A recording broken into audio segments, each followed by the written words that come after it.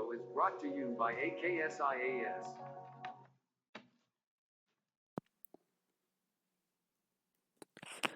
Good morning all of you. Welcome to AKS IAS.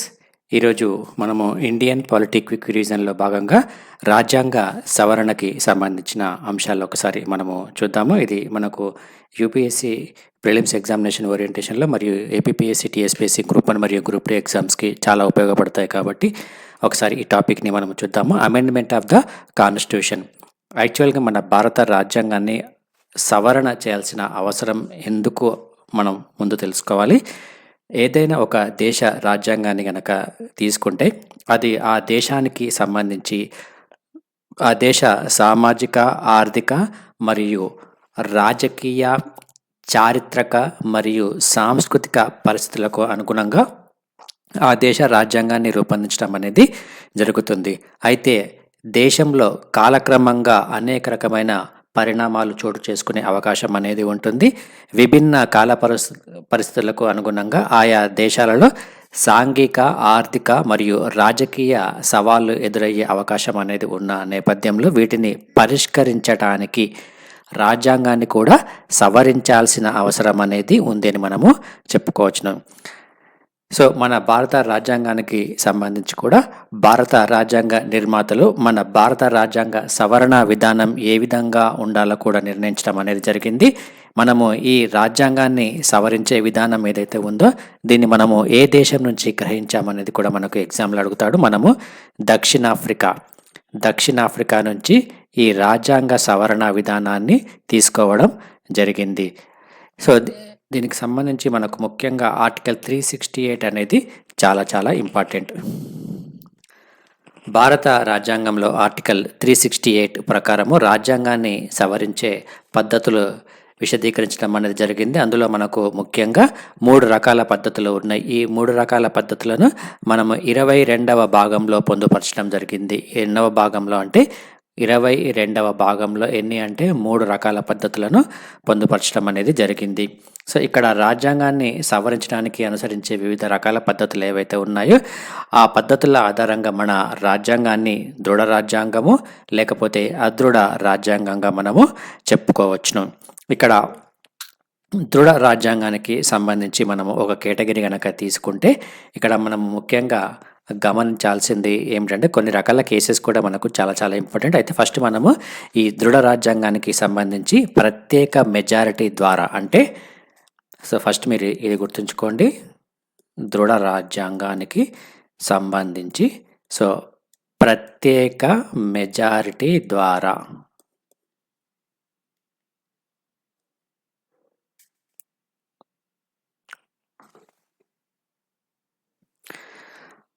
ప్రత్యేక majority ద్వారా అంటే 2/3 వంతు లేదా 3/4 వంతు మెజారిటీతో సవరించేదే దృఢ రాజ్యాంగం యొక్క లక్షణంగా మనము చెప్పుకోవచ్చును. సో అయితే ఈ విధానంలో రాజ్యాంగ సవరణ ఏదైతే ఉందో రాజ్యాంగ సవరణ కొంత కఠినంగా ఉండే అవకాశం అనేది ఉంటుంది. ఎగ్జాంపుల్ కనుక తీసుకుంటే అమెరికా రాజ్యాంగంగా మనము చెప్పుకోవచ్చును. ఇక నెక్స్ట్ అదృఢ రాజ్యాంగానికి సంబంధించి ఈ విధానం ఎలా ఉంటుందో ఒకసారి మనము చూద్దాము. ఇందులో రాజ్యాంగాన్ని సాధారణ మెజారిటీ ద్వారా సవరించడం అనేది జరుగుతుంది.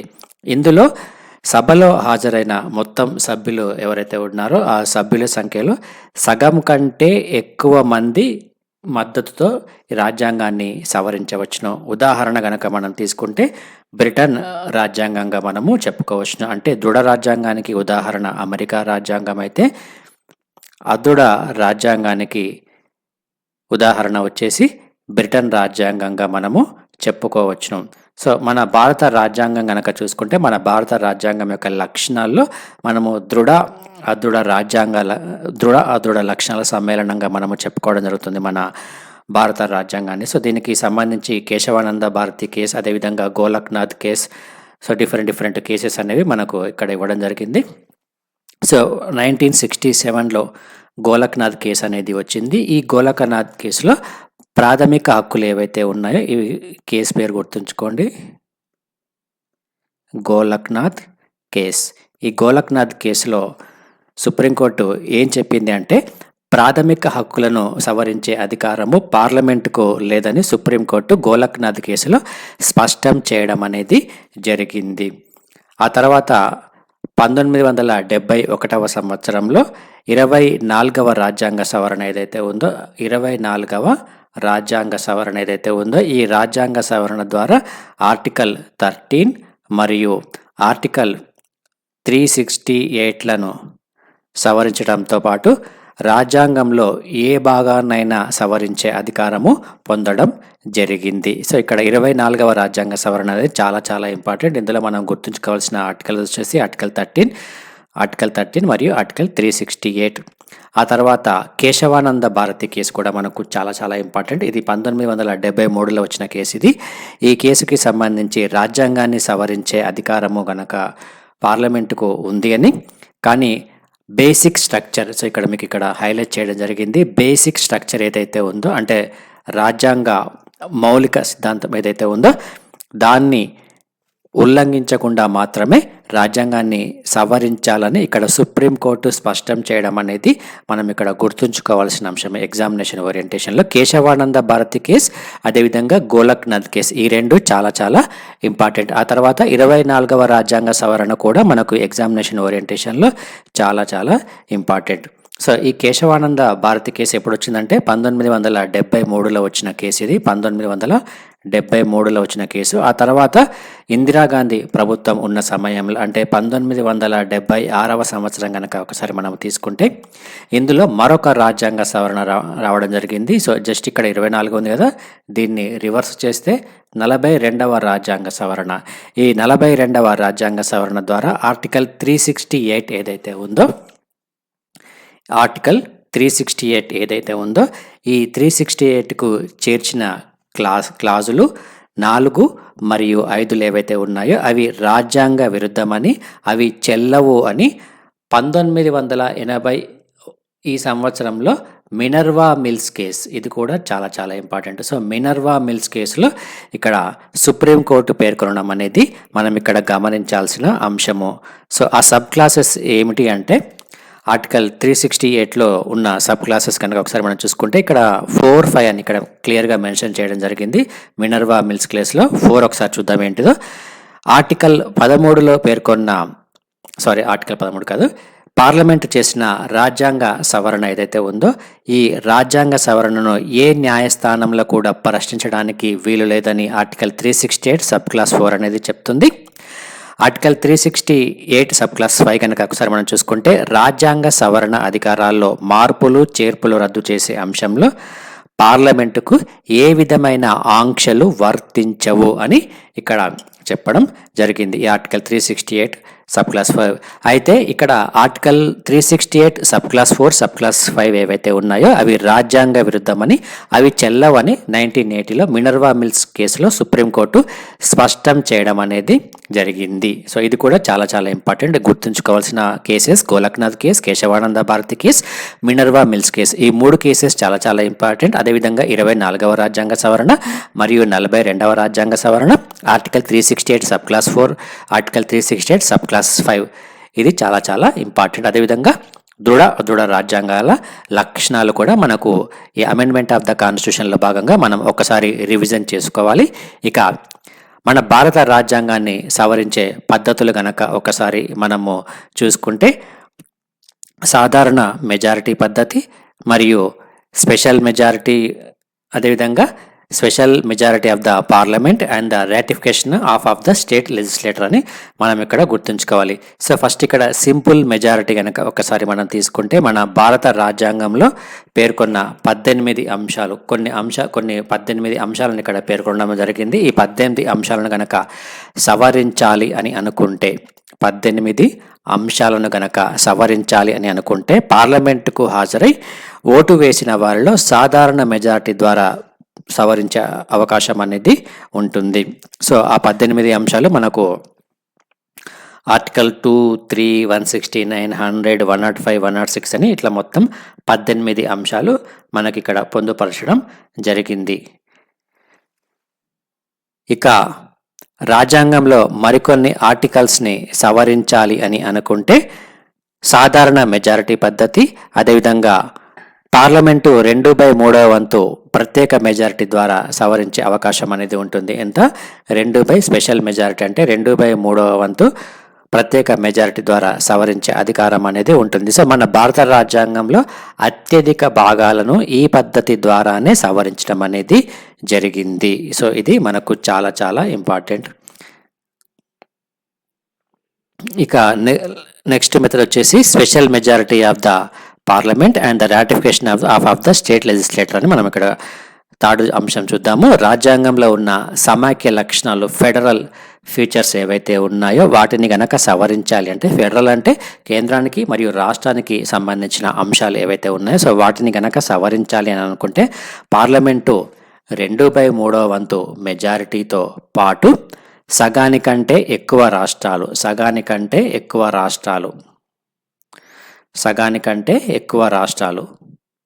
ఈ సగానికంటే ఎక్కువ రాష్ట్రాలు ప్రతి శాసనసభ సాధారణ మెజారిటీతో ఆమోదించాలి అని ఇక్కడ స్పష్టం చేయడం అనేది జరిగింది.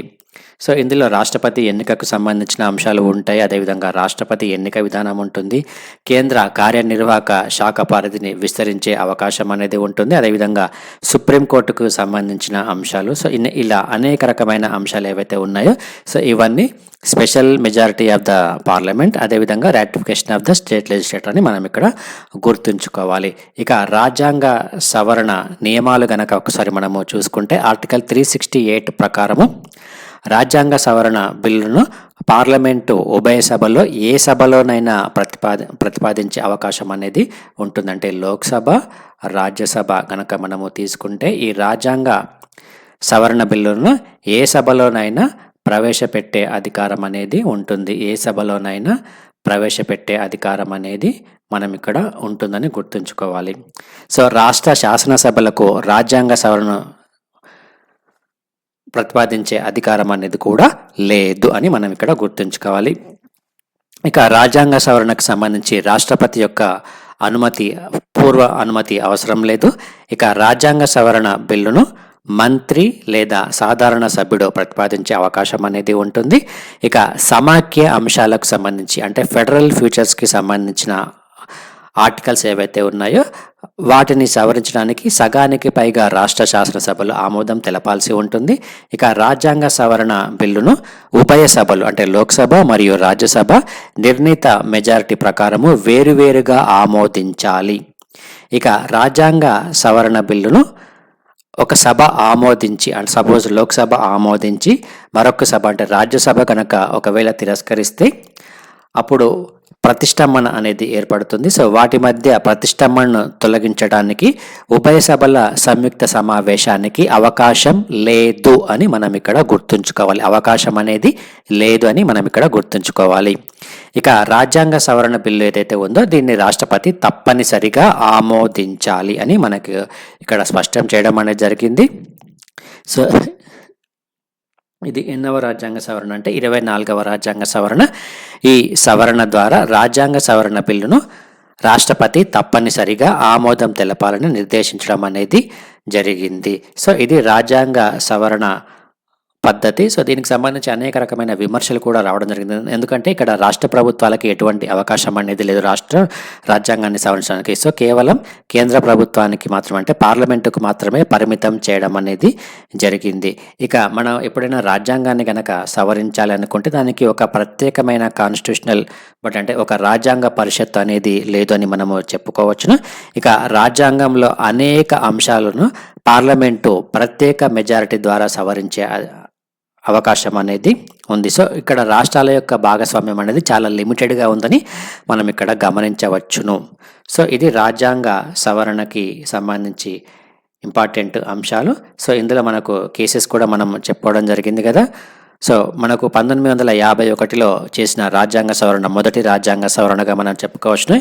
ఈ రాజ్యాంగ సవరణలో 9వ మొదటి రాజ్యాంగ సవరణ 9వ షెడ్యూల్ ఏదైతే ఉందో ఈ 9వ షెడ్యూల్లో చేర్చిన ఆర్టికల్ 31A, ఆర్టికల్ 31Bలను సుప్రీంకోర్టులో సవాలు చేయడం అనేది జరిగింది. సో ఇది కూడా మనకు చాలా చాలా ఇంపార్టెంట్. సో ఈ కేసులోనే సుప్రీంకోర్టు మొదటిసారిగా న్యాయ సమీక్ష అధికారాన్ని వినియోగించడం కూడా మనం ఇక్కడ గుర్తుంచుకోవాల్సిన అంశం. ఇక ఆర్టికల్ 13 ఏదైతే ఉందో ఆర్టికల్ 13 సజ్జన్ సింగ్ కేసులో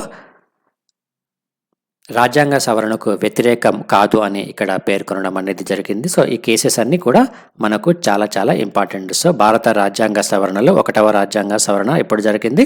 1951లో జరిగింది. ఇది ముఖ్యంగా దేనికి సంబంధించింది అంటే భూ సంస్కరణలకు సంబంధించిన రాజ్యాంగ సవరణగా మనము చెప్పుకోవచ్చును. సో ఇది రాజ్యాంగ సవరణ మరియు రాజ్యాంగ సవరణ విధానాలకు సంబంధించి మనకు గతంలో చాలాసార్లు క్వశ్చన్స్ అడగడం జరిగింది కాబట్టి సో మనకి ఈ టాపిక్ అనేది చాలా చాలా ఇంపార్టెంట్గా మనము గుర్తుంచుకోవాలి. ఇక ఏకేఎస్ ఐఏఎస్ గ్రూప్ 1 మరియు గ్రూప్ 2 కోచింగ్ని మీకు ప్రొవైడ్ చేస్తుంది. ఇది మనకు ఇంగ్లీష్ మీడియము తెలుగు మీడియంలో అవైలబుల్గా ఉంటుంది. బోత్ ఏపీ అండ్ తెలంగాణకి అవైలబుల్గా ఉంటుంది. దాంతోపాటు యూపీఎస్సి సివిల్ సర్వీసెస్కి సంబంధించి general studies prelims cum mains బ్యాచ్ని కూడా ఏకేఎస్ ఐఏఎస్ ప్రొవైడ్ చేస్తుంది. దీనికి సంబంధించి మీరు 8448449709 నెంబర్కి కాల్ చేస్తే మీకు కంప్లీట్గా ఇన్ఫర్మేషన్ అనేది ఇవ్వడం జరుగుతుంది. సో దీనికి సంబంధించి మీకు రెగ్యులర్గా వీడియోస్ని అప్డేట్ చేస్తూ ఉంటాను. Thank you friends, thank you.